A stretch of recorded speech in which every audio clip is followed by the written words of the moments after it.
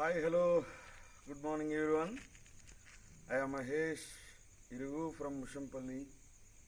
Yeah, ఈరోజు 5వ రోజు అమ్మవారి అవతారం మహాచండీ అవతారం అని తెలుస్తున్నది.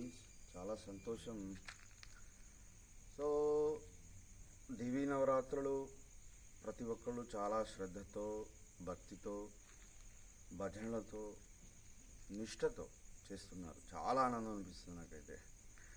యాక్చువల్లీ మాల వేసుకున్న వాళ్ళు మిగతా రూమాలు వేసుకున్న వాళ్ళను సరే ఏదైతేనేమి అమ్మవారిని మనము భక్తి శ్రద్ధలతో కలవటమే చాలా ముఖ్యమైనది. యా సో రెండో పాయింట్ ఏంటంటే పూజారులకి, అయ్యవార్లకి, పండితులకి నమస్కరించి చెబుతున్నాను. సో ఈ క్రతువులో ప్రతి మూమెంట్ ఇంపార్టెంటే. దాన్ని మిస్ చేయకండి దయచేసి. ఎందుకంటే అమ్మవారిని 9-10 రోజులు కొలుస్తాము.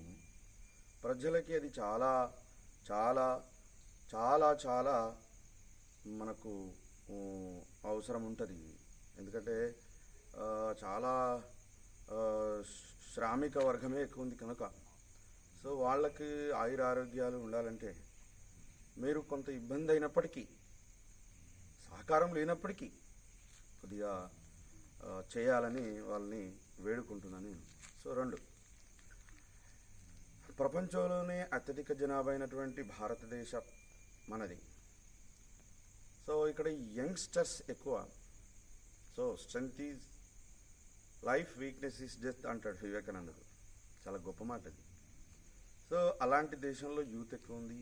ఈ యూత్ మనము సరైన మార్గంలో, సరైనటువంటి విద్యా విధానంలో, కుటుంబ పెంపకంలో చాలా యూత్ మంచిగా ఉండాలని, దీనికి గురువుల సహకారం చాలా పెద్దగా ఉంటుంది, సహవాసం చాలా పెద్దగా ఉంటుంది. సమాజం పట్ల మంచి పౌరులు రావాలి అని అంటే ఖచ్చితంగా సంస్కార కేంద్రాలైనటువంటి అమ్మఒడి, చదువుకునే బడి, దేవుని గుడి, ఇవి చాలా చాలా అంటే చాలా ముఖ్యమైనటువంటి మనకు సంస్కార కేంద్రాలు. So after then our prime minister, భారతదేశ ప్రధాని ఈ 9-10 రోజులు దేవీ నవరాత్రి ఉత్సవాలని చాలా నిష్ఠతో, ఉపవాసంతో వారి ఊహ తెలిసిన కానించి ఉన్నది.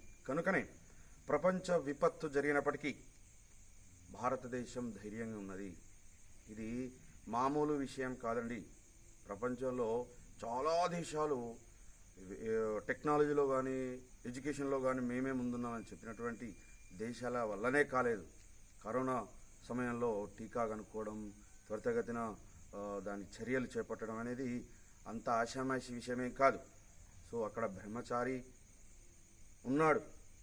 సో ఆయన ఎక్కడి నుంచైతే వచ్చాడో మేము అక్కడి నుంచే వచ్చాం వారసులుగా. చాలా ఈరోజు నాకు చాలా అంటే చాలా ఆనందం అనిపిస్తుంది. ఎందుకంటే ఏ జన్మ పుణ్య ఫలితము ఇదంతా. సో వారి ఆరోగ్యము, తర్వాత దేశ, రాష్ట్ర, గ్రామ ప్రజల ఆరోగ్యాలు కాపాడాలని ఆ జగన్మాతను వేడుకుంటున్నాను. నమస్తే.